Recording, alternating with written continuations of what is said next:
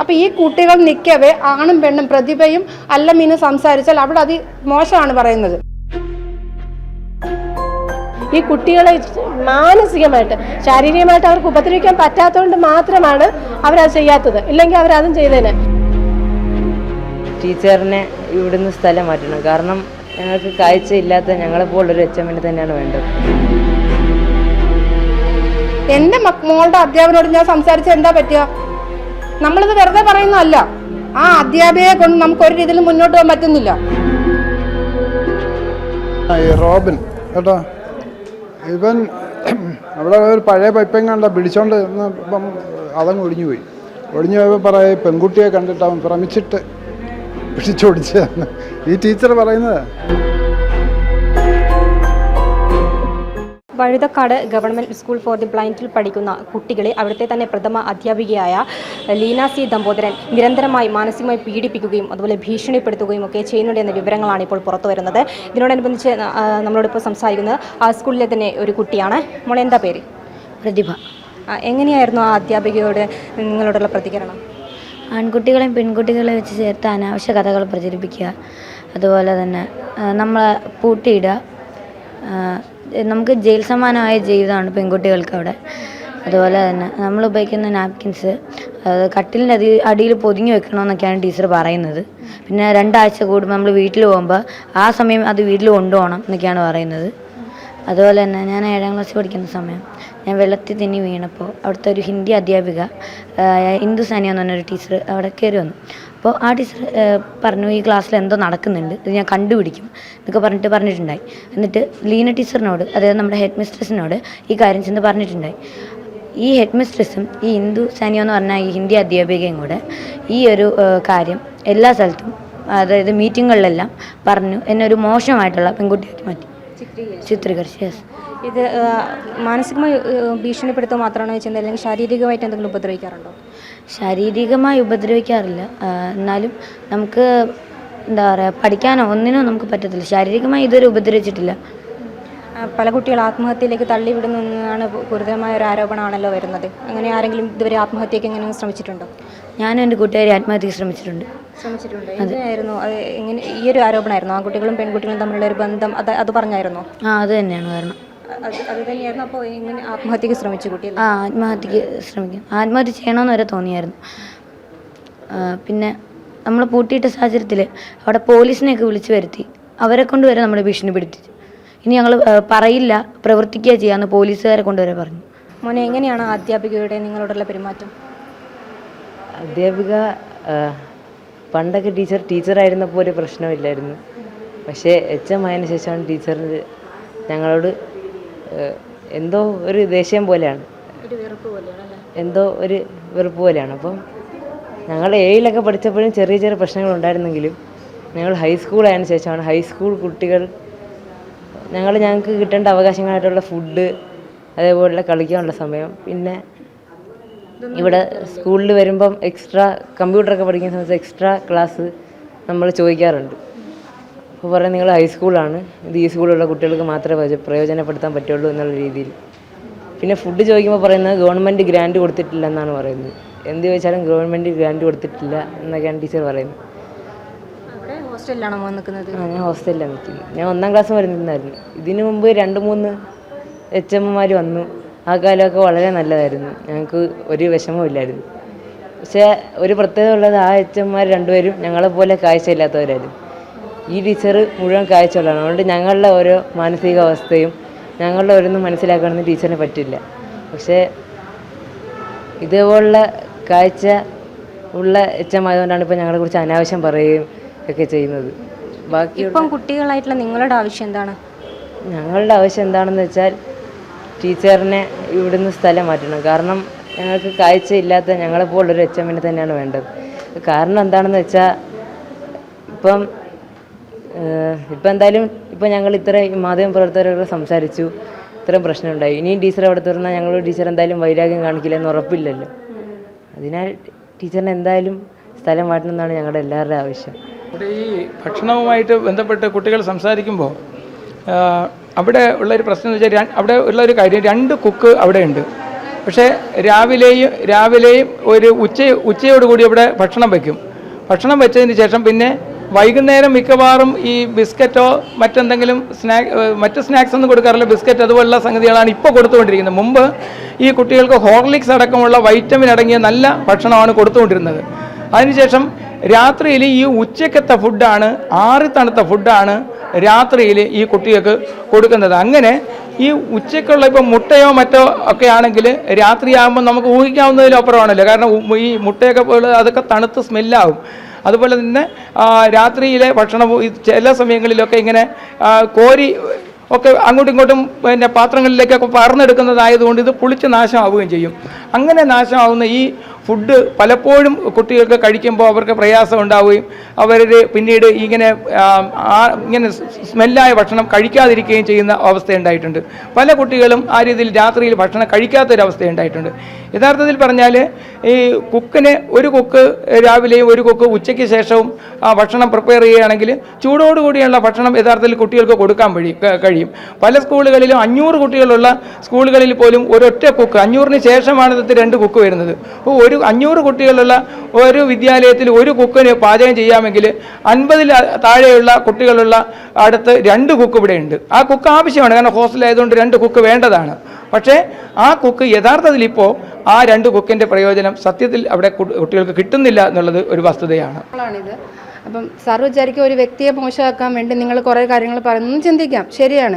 പക്ഷേ ഈ മക്കളെ എല്ലാം മുഖത്തേക്കൊന്ന് നോക്കിയേ, ഇവർക്ക് ആർക്കും കാഴ്ചയില്ല എന്നുള്ളൊരു പ്രശ്നമുണ്ട്. ഇവർ ഒന്നും കാണുന്നില്ല. ഇവർക്ക് നാളെ എന്താണെന്നോ ചുറ്റും എന്താണെന്നോ ഒന്നും അറിയില്ല.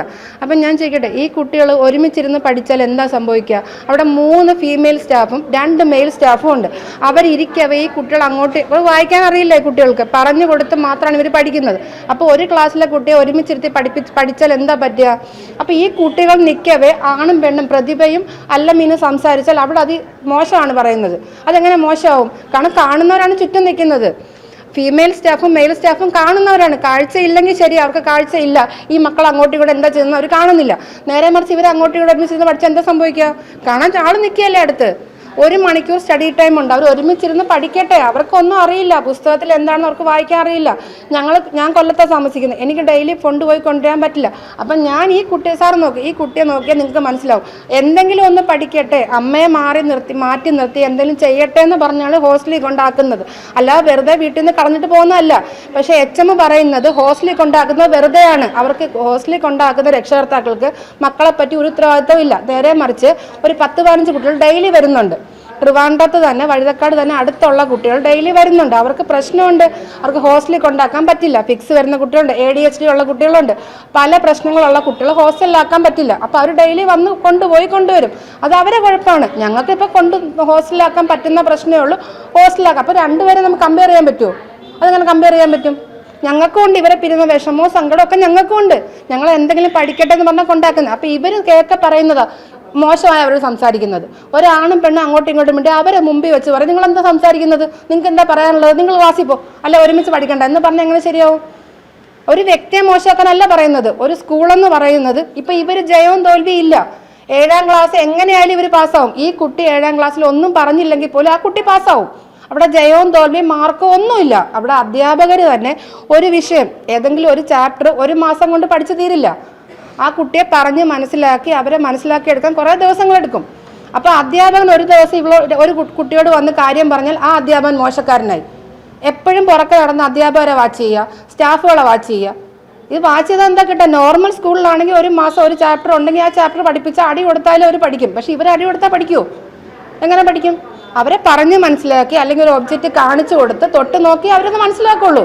അപ്പോൾ അത് പഠിപ്പിച്ചെടുക്കാനോ അല്ലെങ്കിൽ ഇപ്പോൾ ഒരു ദിവസം എൻ്റെ മോള് നെഗറ്റീവായിരിക്കും, ഒന്നും പറഞ്ഞാൽ കേൾക്കത്തില്ല. അപ്പോൾ അടുത്ത് പോയി മോളെ എന്താ പറ്റി, നിനക്ക് എന്താ വിഷമമുണ്ടോ എന്ന് സംസാരിച്ചാൽ ആ അധ്യാപകൻ മോശക്കാരനായി. ആ പെൺകുട്ടിയെ തൊട്ടു അല്ലെ അവളോട് സംസാരിച്ചു, ആ അധ്യാപകൻ മോശക്കാരനോ? അതെങ്ങനെ ശരിയാവും? ഒരു സ്കൂളാകുമ്പോൾ എല്ലാവരും ഒത്തൊരുമിച്ച് പോവുക.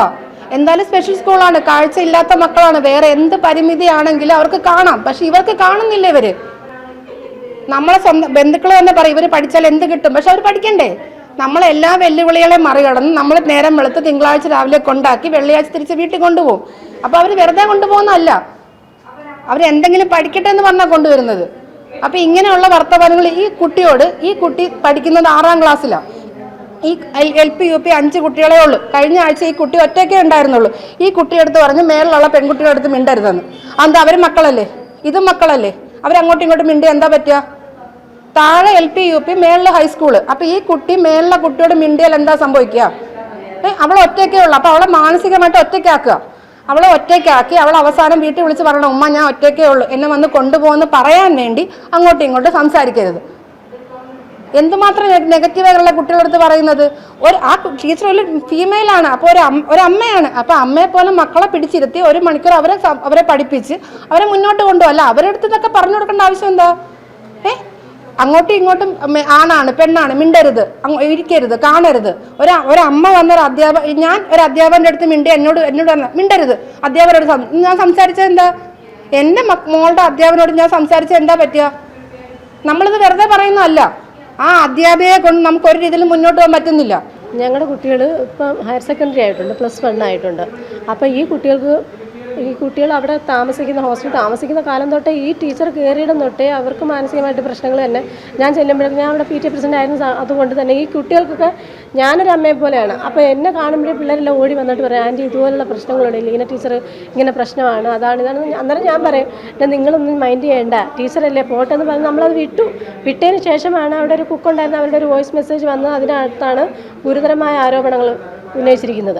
അങ്ങനെ പിന്നെ ഞങ്ങൾ രക്ഷകർത്താക്കളെല്ലാം കൂടെ ഇറങ്ങി പരാതിയൊക്കെ പലയിടത്തും കൊടുത്തു. അതിനൊന്നും അപ്പോൾ എല്ലാവരും അവിടെയുള്ള കുറേ ടീമുകളെല്ലാം കൂടെ പറഞ്ഞു ഞങ്ങളെല്ലാം കള്ളപ്പരാതി കൊടുക്കുകയാണ്. പരാതി കൊടുത്തത് വിദ്യാഭ്യാസ മന്ത്രിക്ക്, ഭിന്നശേഷി കമ്മീഷൻ എല്ലാവർക്കും കൊടുത്തു. പിന്നെ DG-യിൽ ബാലാവകാശ കമ്മീഷൻ അവരെടുത്തില്ല.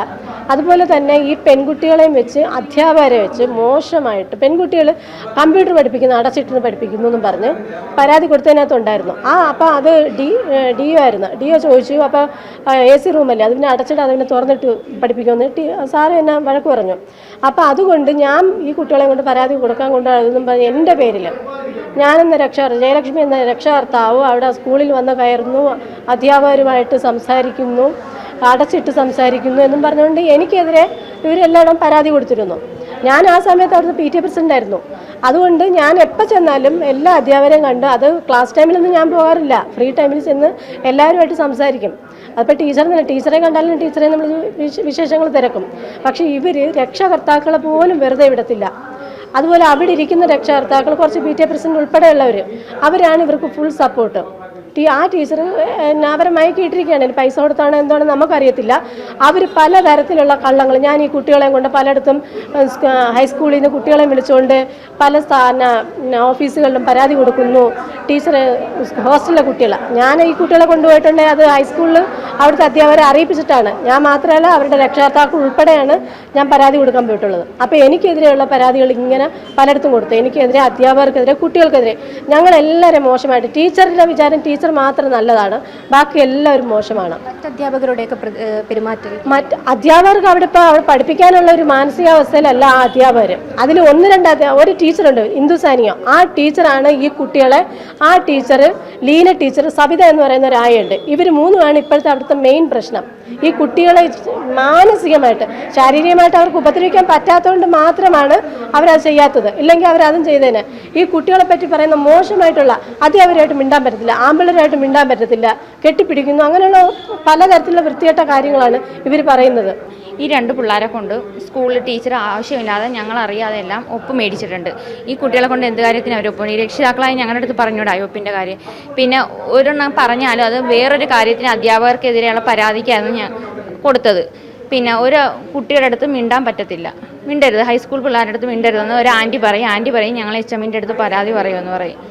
എന്തിനിതൊക്കെ? പിന്നെ അവിടെ വന്നിരിക്കുന്നവർ പറയുന്നത് ഞങ്ങൾ ഈ മക്കളെ കളഞ്ഞിട്ട് പോകുമെന്ന്. ഞങ്ങൾക്ക് അതിൻ്റെ ആവശ്യമില്ല. ഞാൻ കരുനാഗപ്പള്ളിയിൽ നിന്നാണ് വരുന്നത്. എപ്പോഴും ഞങ്ങൾക്കും അതിൻ്റെതായ ബുദ്ധിമുട്ടുണ്ട്. എന്തെങ്കിലും ഇതിനൊരു തീരുമാനം ഉണ്ടാക്കണം. എനിക്കിതിൽ പറയാം. റോബിൻ കേട്ടോ, ഇവൻ അവിടെ ഒരു പഴയ പൈപ്പെങ്ങാണ്ട പിടിച്ചോണ്ട് ഇപ്പം അതങ്ങ് ഒടിഞ്ഞു പോയപ്പോൾ പറയും, പെൺകുട്ടിയെ കണ്ടിട്ട് അവൻ ഭ്രമിച്ചിട്ട് പിടിച്ചോടിച്ചതാണ് ഈ ടീച്ചർ പറയുന്നത്.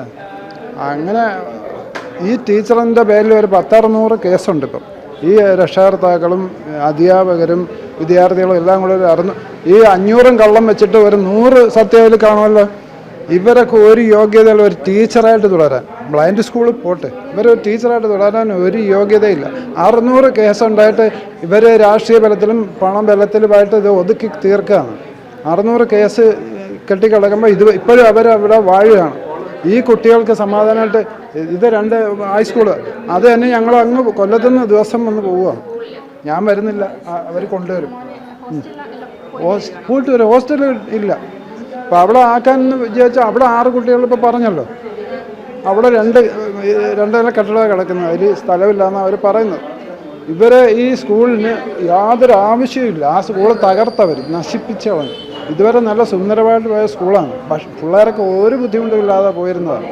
നമ്മൾ ഇത്രയും കാര്യങ്ങൾ പറഞ്ഞു, ഇതെല്ലാം പറഞ്ഞു. ഇപ്പം ഞങ്ങളിപ്പോൾ ഹോസ്റ്റലിലാക്കിയിട്ട് ഞങ്ങൾ ഈ രക്ഷകർത്താക്കളെല്ലാം വീട്ടിൽ പോകും. ഇപ്പം നിങ്ങളിപ്പോൾ അന്വേഷണമായിട്ട് സ്കൂളിൽ ചെന്നാൽ ആ സ്കൂളിലിരിക്കുന്ന എല്ലാം ഡേ സ്കൂളേഴ്സാണ്. അവർ ഈ നിങ്ങൾ പറയുന്ന ഒരു കാര്യങ്ങളും അവർ അംഗീകരിക്കില്ല. കാരണം അവർക്ക് ഹോസ്റ്റലിലുള്ള ഒരു പ്രശ്നങ്ങളും PTA പ്രസിഡന്റ് അടക്കം അറിയില്ല. ഹോസ്റ്റൽ നീറ്റ് ആൻഡ് ക്ലീൻ ആണ്, ശരിയാ, ഹോസ്റ്റൽ നല്ല വൃത്തിയുണ്ട്, എല്ലാം വൃത്തിക്കാണ് കിടക്കുന്നത്. പക്ഷെ ഹോസ്റ്റലിൻ്റെ ഉള്ളിൽ എന്താണെന്നുള്ളത് ആ ഡേ സ്കൂളേഴ്സിന് ആർക്കും അറിയില്ല. ഡേ സ്കൂളേഴ്സ് എല്ലാം HM-ൻ്റെ കൂടെ, കാരണം അവർ കുറ്റം പറയാൻ പറ്റില്ല, കാരണം അവർക്ക് ഡെയിലി രാവിലെ വരുന്നു, വൈകിട്ട് പോകുന്നു. അപ്പം നിങ്ങളിപ്പോൾ അവിടെ ചെന്ന് ചോദിച്ചാലും ഇതിനൊന്നും അവർ പറയില്ല. എന്തായാലും ആ അധ്യാപികയ്ക്കെതിരെ ഗുരുതരമായ ആരോപണങ്ങളാണ് രക്ഷിതാക്കളും അതുപോലെ മുൻ PTA പ്രസിഡന്റ് അടക്കമുള്ളവരും ഉന്നയിക്കുന്നത്. കുട്ടികൾക്ക് കൃത്യമായ പോഷകാഹാരം സ്കൂളിൽ നിന്ന് ലഭിക്കുന്നില്ല. കൂടാതെ ആൺകുട്ടികളെയും പെൺകുട്ടികളെയും കുറിച്ച് അപവാദ പ്രചരണങ്ങൾ നടത്തുന്നു എന്ന രീതിയിലുള്ള വിവരങ്ങളും പുറത്തു വരുന്നുണ്ട്. എന്തായാലും ഈ കുട്ടികളടക്കമുള്ളവരും ഈ രക്ഷിതാക്കളും ഉന്നയിക്കുന്നത് ഈ അധ്യാപികയെ ഇവിടെ നിന്നും സ്ഥലം മാറ്റും. ഇവരിൽ ഒരാളായി പ്രവർത്തിക്കുന്ന കാഴ്ചയില്ലാത്ത ഒരു അധ്യാപികയെ, അതായത് HM-നെ ഇവർക്ക് നൽകണമെന്നാണ് ഇവരുടെയും അതായത് ഇവരുടെ രക്ഷിതാക്കളുടെയും ആവശ്യം. ക്യാമറമാൻ അനിൽകുമാറിനൊപ്പം അനശ്വര, വിസ്മയ ന്യൂസ്, തിരുവനന്തപുരം.